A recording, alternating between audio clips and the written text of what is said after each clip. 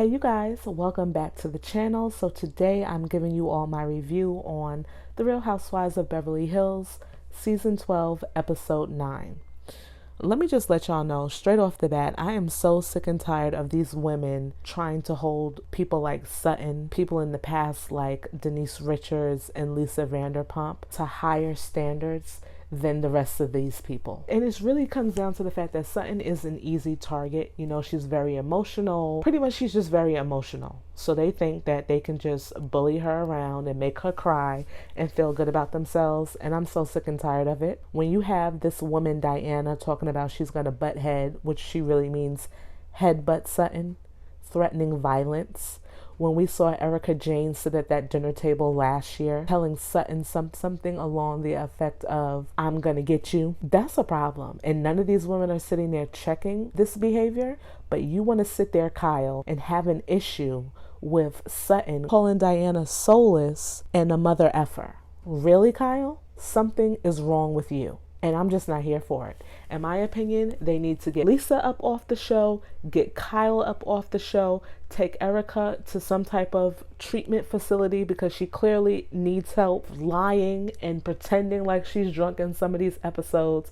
Like, get these women out of here because I cannot deal with the hypocrisy of it all. So when the episode opens up, we're still at Garcelle's birthday party and we see that Erica is on the couch pretty much assaulting Dorit and looking for the bartender because she clearly wants some more to drink. You know, being a good friend is letting homegirl know, no more Erica. You know, let's get you home. Let's give you some soda, some whatever, so you can just, you know, relax yourself a little bit because you're doing too much. But of course, because everyone is afraid of Erica for the most part, nobody's going to say anything to her. Kyle, oh my God, Kyle annoyed the mess out of me throughout this whole episode. So we see that Sutton and Diana are still going at it. Kyle was like putting her hands on Sutton. To me, just the way that Kyle was handling Sutton was completely inappropriate. You know, pushing on her, grabbing her like she's one of your children. Sutton is a grown woman, probably older than you. Keep your hands to yourself, first of all. And I didn't agree with Sutton touching Diana either, but I'm talking about Kyle. Kyle was way too aggressive with Sutton, and I just think that these women need to stop trying to play Sutton for a fool, because she's not a fool. She's a grown woman. She's a grown, successful woman. And if it were me, I would have smacked the mess out of Kyle. I would have smacked her back to being sober, okay? Keep your hands to yourself. Mind your business and fix your bra strap. Sutton is really trying to show Diana that she empathizes with the fact that she's had this miscarriage. Sutton mentions the fact that she's had 2 miscarriages herself. Kyle, in her messy, drunk self, is going to say, what?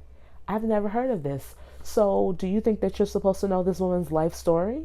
Just because you didn't hear it doesn't make it true. When it comes to miscarriage, it's something that I don't take lightly. The conversation around it and how people respond to it, I don't take that lightly because I've been through it and I know what it feels like to experience that. And no matter how many kids you have after that, that's something that you will have to live with for the rest of your life. It's something that you won't forget. Kyle sitting there questioning Sutton about her miscarriage. Totally out of line. Who the heck do you think you are? Sutton pretty much calls Diana soulless and calls her a mother effer. And I don't see anything wrong with those 2 statements. She is soulless and she is a mother effer. Like, I totally agree with you, Sutton. I don't understand why Kyle was so up in arms. Another thing that I just really hated, yes, I know that it was Garcelle's party and she's there to have a good time, but she kind of left Sutton high and dry to deal with this whole Diana situation. And, you know, Sutton could have really used Garcelle's help, because the way that Kyle was treating Sutton, oh my God, if Garcelle was there, I know that she would not have allowed Kyle to treat her the way that she was treating her. So I'm just like, dad, Garcelle, really, did you have to leave? And for Sutton to be sitting there apologizing to Diana as many times as she was sitting there apologizing to her, and we have Diana leaning back like she's somebody. Girl, you ain't nobody. Oh, I can't stand Diana, y'all. Let me calm my spirit down. Anyway, so then Kyle goes and sits with Garcelle and tells Garcelle what's going on. And I'm just like, listen, Garcelle, I'm speaking directly to you. Leave Kyle Richards alone. She is nothing but trouble. When she showed you who she was last year, believe her. Okay, girl? I'm a firm believer of when they show you who they are, believe them the first time. Do not befriend Kyle Richards. She is not your friend. She is not somebody that you should want to be associated with. Her behavior is disgusting in this particular episode. It really, truly is. Now we see Erica. She's trying to get with Oliver, and she's just doing the most. She's got her legs up in the air. She's telling Oliver, listen, if you're married, tell your baby's mama. Now, this man said he's married. He ain't talking about his baby's mama. We're talking about his wife. We're not talking about his baby's mother. We're talking about his wife. She's saying, tell your baby's mama to hit me up in my DMs and we could do a threesome. What is it with Erica and these threesomes? I just like, what girl? Go have a seat somewhere. Somebody get her a drink and calm her down. Because she also is getting on my last nerves with this drinking. And to really be honest with you guys, I think it's just all an act. Yes, do I think that she's drinking excessively? But do I believe that she is completely in control of herself? 100%. I'm not fooled by her at all. Towards the end of the party, Garcelle is getting up, and Garcelle's sitting there dealing with Erica. She was ready to get out of her own party. She was gone. Crystal was like, Garcelle, do you want these flowers? Garcelle's about to leave the flowers on the table and everything. Well, Garcelle's son, Jax, actually goes back to get the flowers. And Erica says to him, get the F out of here. Get the F out of here. Let me tell you something. If somebody talked to my child that way, baby, whoo, child. I wish somebody would. I wish somebody would. Okay, Garcelle handled that with style and grace. She came back in there and was like, you don't talk to my son that way. That's, inappropriate. Girl, you a better woman than me. Ooh. And you already know that Garcelle don't really mess with Erica like that. So, not okay. Under any circumstances. Any circumstance. Like to me, the audacity of these women. Like, who are you talking to? Who do you think you're talking to? In the next scene, we see that Garcelle is at the reel and she's telling her hairstylist all about what happened at the party.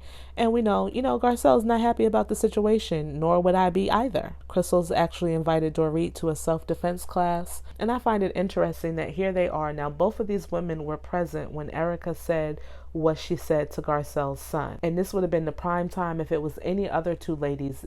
The topic of what Erica said would have been addressed. And they said not a mumbling word. That just goes to show you, like, Erica can just get away with whatever on the show with these other women and they be okay with it. Oh, because she's going through what she's going through with her husband. Girl, for all we know, she brought that upon herself. We don't know the ins and outs about what she did or didn't know as it related to her husband and his legal issues. So y'all have already formed the conclusion that this woman is innocent. Have you seen all the facts? Do you know? But you give her a pass and you use the whack excuse that, well, when we first met her, she was uptight and, we've never seen her loose like this and free. Girl, bye. She is completely inappropriate. And if she talked to one of your kids like that, I think perhaps, maybe you'd handle the situation a little different. But because it's Garcelle's son, we're going to hee and kiki about it. Okay. In the next scene, Kyle and Sutton get together and Kyle wants to apologize to Sutton about her miscarriage comments. Absolutely, this woman deserves an apology, and she also deserves to say whatever she wants to say to you before she gets that apology, because you crossed the line. So you need to sit there and shut your mouth and let her say what she needs to say. And then when she's done talking, because she's the one that was hurt by your comments, you can go ahead and apologize. But before you try to give me some apology to just sweep it under the rug, I'm gonna let you know exactly how I feel about what it is that you said to me. And I thought it was also interesting in this scene. Kyle was drunk during Garcelle's party. So she's sitting there acting a fool, trying to, control Sutton and control the whole situation between Sutton and Diana. And I was kind of looking at her like, okay, she's drunk, so she don't really know. But here she is coherent the next day or whenever this was filmed, and she's still of the mindset that somehow Sutton was in the wrong. And I'm just like, you also sat and heard this woman, Diana, say that she wanted to headbutt Sutton. And you said nothing to Diana, but you're going to sit here and tell Sutton, well, you guys are still getting to know each other. And I thought that you were acting kind of weird. Kyle, please. Ooh, I can't stand Kyle. In the next scene, it's Thanksgiving and Garcelle, Crystal, and their children are out giving food to the needy. And I'm here for it. I love to see that. I think when it relates to the Real Housewives of Beverly Hills and all the money that these women have and how they go and shop and spend and do this and that. I really don't see them giving back. Now, that's not to say that they don't, because I'm sure they all give back. But this is probably one of the first times that I actually seen them feeding the needy and doing things like that. And I just thought it was really nice to see that. And it was so interesting that it would be the two women of color on the show who were doing this. So Diana and Lisa get together. Lisa comes over to Diana's house, and Diana, I swear, every time she's on the TV screen, she is just putting her wealth in everybody's face. Oh, welcome to this is a different house. And who cares?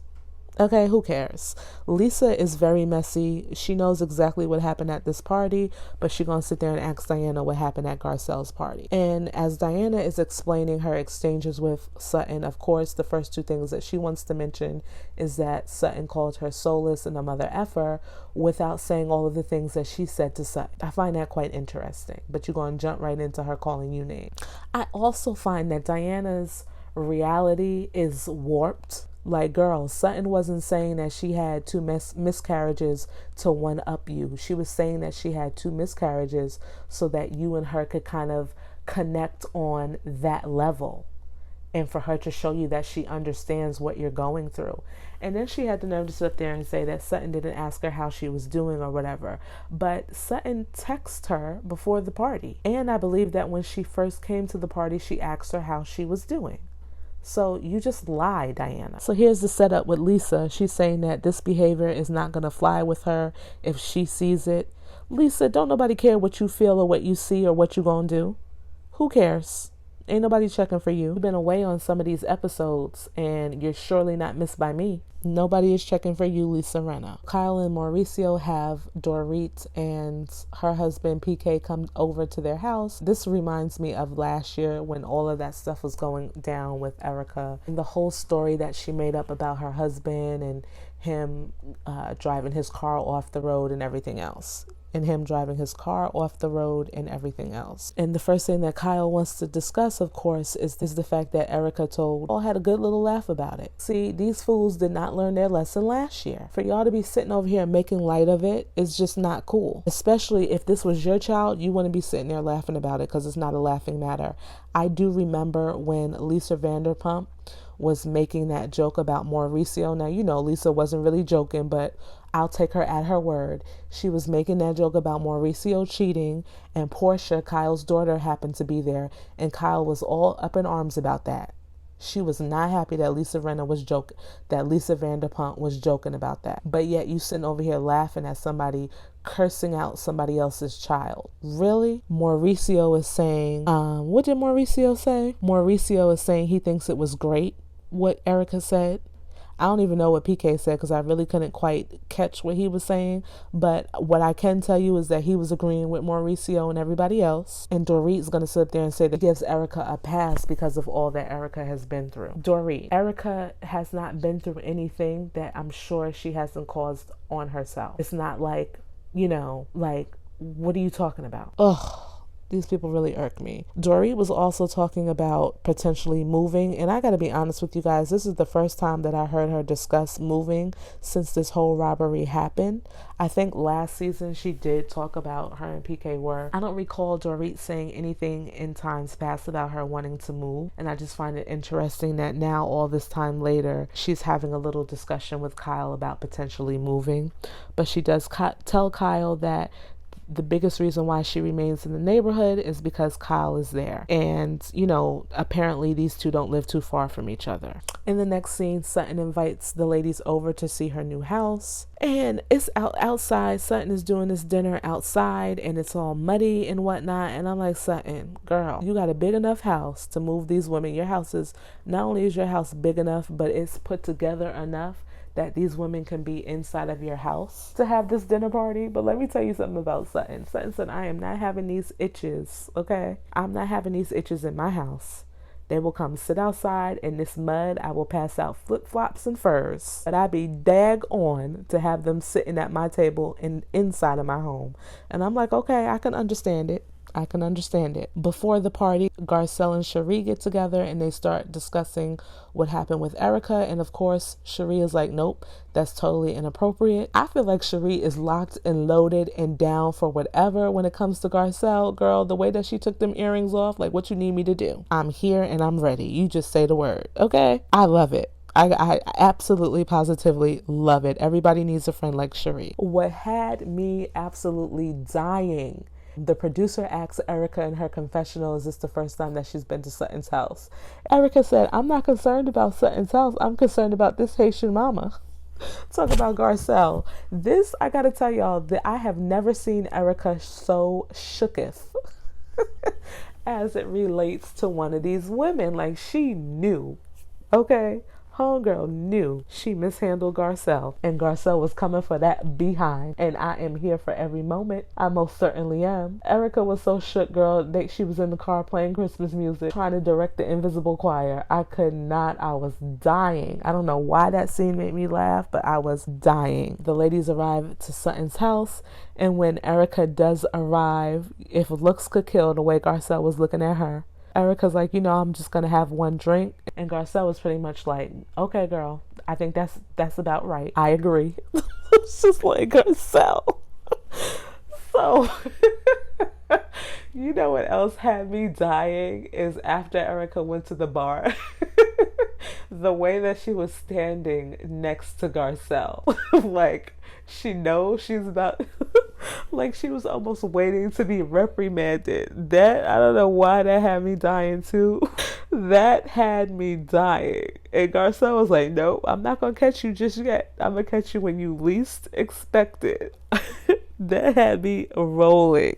So the ladies finally are at the table. Lisa Rinna is, she's going to stand on the patio and wait for somebody to get her some shoes. And I'm like, them red Versace's that she had on, to me, they weren't cute. Maybe they would be cute with a different outfit. I don't know. I didn't like them personally. They just were not my cup of tea. And I felt like she could have definitely just walked through the mud with those on because they just wasn't cute to me. I'm not surprised that Diana didn't call Sutton and let her know that she wasn't showing up. I'm just not. And I don't think anybody else should be either. Dorit, I found Dorit to be just so dramatic. It's like, girl, 3 episodes you good, 1 episode you're not. And I understand that if this is true, what she's been through, that you go through these waves of emotions. But we went from wanting to stay in the house that this alleged burglary happened at and not go anywhere else, to now you can't drive in a car by yourself. I'm just like, Dorit. Oh. I don't even want to talk anymore. I already have a video expressing my opinion about this whole robbery, so that's all I'm going to say about her. The scene closes basically with Rinna calling Sutton passive aggressive, and of course Rinna wants to talk about why Sutton called Diana soulless and a mother effer, asking her, did you call Diana soulless and a mother effer? And if I'm Sutton, I sure did. And what? You remember Erica last year? And what? So what? So what? What you gonna do about it, Lisa Rinna? Sit yourself down, drink your little tea, and shut your mouth. You weren't even there. So that is my review for this episode, guys. Thank you so much for watching. Please remember to like, comment, and subscribe. Bye-bye.